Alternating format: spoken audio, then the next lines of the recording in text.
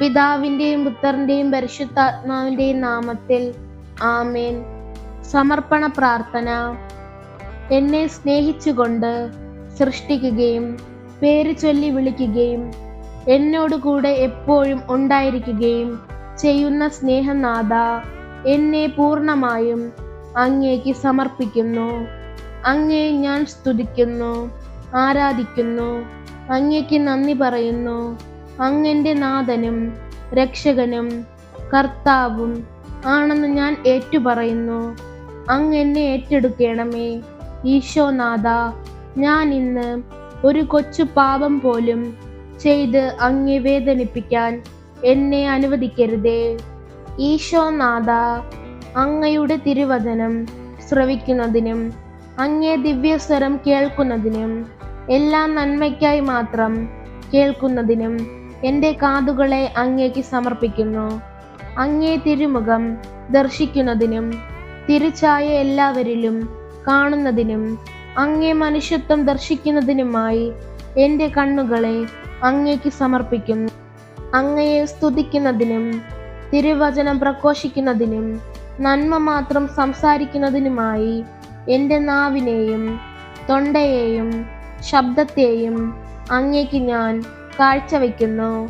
അങ്ങയുടെ സ്നേഹം നുകരുന്നതിനും പകരുന്നതിനായി എൻ്റെ ഹൃദയത്തെയും അങ്ങേ തിരുവിഷ്ടം നിറവേറ്റുന്നതിന് എൻ്റെ മനസ്സിനെയും നന്മ മാത്രം ചെയ്ത് അങ്ങേ സ്നേഹ ശുശ്രൂഷ ചെയ്യുവാൻ എൻ്റെ കരങ്ങളെയും അങ്ങേക്ക് ഞാൻ തരുന്നു. വിശ്രമം നേടാതെ നടന്നു തീക്ഷ്ണതയോടുകൂടി അങ്ങേക്ക് വേണ്ടി സേവനം ചെയ്യുന്നതിനും അങ്ങ് പറയുന്നിടത്ത് മാത്രം പോകുന്നതിനും എൻ്റെ പാപങ്ങളെ ഞാൻ സമർപ്പിക്കുന്നു. ഇതാ ഞാൻ അവിടുത്തെ ദാസൻ ദാസി എന്നു പറഞ്ഞ് അങ്ങയുടെ തിരുമുമ്പിൽ നമസ്കരിക്കുന്നതിന് എൻ്റെ ശിരസിനെ ജീവിതാന്ത്യം വരെ അങ്ങേക്ക് സമർപ്പിക്കുന്നു.